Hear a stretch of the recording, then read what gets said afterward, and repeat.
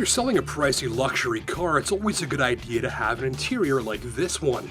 One rich with detail, packed with a premium look and feel and attention to craftsmanship. Maybe an interior that's big on understated luxury, graceful, upscale, and sophisticated without overdoing it and looking busy or shouting for attention. All to say, an interior that supports the car's price tag. A little chrome, a little silver, some stitching, maybe classy air vents that open when you start the engine, and a chrome dial shifter that lifts from the console. Add in a Meridian stereo system to turn said luxury car into a personal listening space, and must-haves like auto lights and climate control and a heated steering wheel, and you're off to a good start. There's even a digital analog clock, which is interesting. We're looking at the Jaguar XF, and it's a gentleman's sedan. And look at that face, it looks angry, ticked off almost. There's lots of luxury car options in the Jaguar XF's ballpark for you to consider, but I don't think any of them have this much character and passion styled into the way they look. A beautiful engine too. This is a 3-liter V6 supercharged for V8-like performance with 340 horsepower and reduced fuel consumption. I drove this Jaguar F-Type with the same 3-liter supercharged V6 back in the summer. Best thing about it? Listen. The XF is more stately and grown up, so much of that fantastic sound is dialed out, but as I found in the F-Type, this engine is liquid smooth, makes power everywhere, goes like absolute bananas, and lets you hear its supercharger whining away when you open it up, maybe firing off a few gear changes with the paddles. So the other day a friend's asking me about this engine. He says, well, that's kind of neat, but when does the supercharger kick in? And I said to him, well, the interesting thing is that superchargers are driven directly by the engine. They don't really kick in, they're just on all the time. Unlike a turbocharged engine when there's a bit of a lag, with a supercharger you just get heaps of low-end torque right at the tips of your toes. What you're ultimately left with here is a nice progressive feel to the power delivery as the revs rise. Lots of power right at the tips of your toes at all times. It just feels and performs like a much bigger engine, but without the fuel bill. And the other thing, since the supercharger is always on and always boosting power even from low revs, is that when you're driving gently, very few revs are needed to get it gliding along. It feels effortless. So here's a really world-class engine that's as impressive at full throttle as it is when you're out for a lazy cruise. It's smooth and quiet when you'd like, and it howls and rips when you give it the beans. And so drivers can use more of that power more often and with more confidence. There's all-wheel drive, splitting torque between the axles in the best way possible to get you moving, even in greasy snow. The system works the way you would anticipate it to work when you're driving gently or even downright cautiously, with the snow mode engaged from this little button that works carefully, predictably, and with an eye for boosting confidence levels.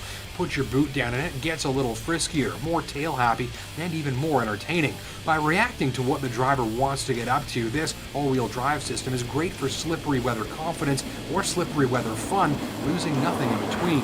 But the tester rolled all-season rubber through my Northern Ontario February test drive, meaning neither the all-wheel drive, stability control, or anti-lock braking systems had much traction to work at maximizing. Really, if you're about to drop the coin on a ride like this, you'll want to budget for some winter rubber. Here's a little illustration on an icy hill. The CR-V has winter tires and all-wheel drive and makes it up with no issue. Ditto this ATS Coupe from Cadillac. And the Impreza on winter tires, no problemo. But take the traction away and even the Jag's fantastic all-wheel drive system can't find enough grip to get up on these all seasons. Of course, low traction isn't always bad news, I suppose.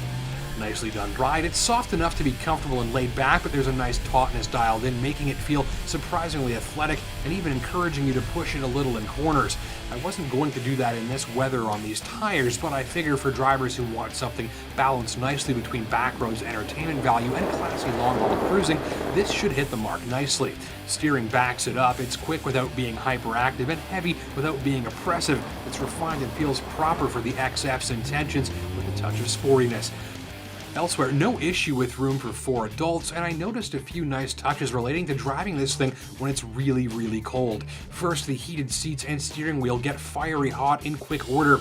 There are also these little, nearly invisible electric defroster lines built into the windshield to defrost it before the heater is fired up too. And that heater does fire up surprisingly fast, meaning you won't be cold for long. I also love the powerful xenon projectors that slather the road ahead with crisp white light. So get your winter tires on and you'll find an XF all-wheel drive to be a worthy driving partner when the going gets slippery and cold and miserable. Complaints? Well, some of the interior interfaces and displays are showing their age, including this central touchscreen that's easy to work but far from the most high-tech in the market. The doors can open really wide, which is nice until you're seated and realize you need an extra foot or two worth of arms to close them. Biggest gripe? Well, the windshield wiper system, which clears everything and then, wait for it, re-wipes, often smearing everything around. Have the dealer disable this so-called courtesy wipe function before you take your XF home, and you can thank me later.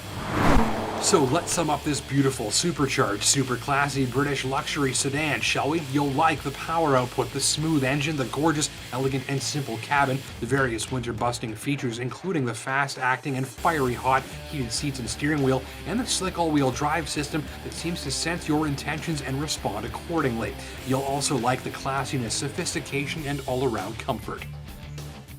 You might wish for the annoying wiper re-wipe function to take a hike if you don't have the dealer disable it. You might wish for a slightly narrower door opening if you haven't got long arms too. At the end of the day, where gorgeous styling, slick all-wheel drive technology and some nice winter-ready touches and a level of classiness and sophistication are priorities, the XF shouldn't disappoint. Pricing from $53,500 with supercharged V6 power and all-wheel drive coming in from $61,500.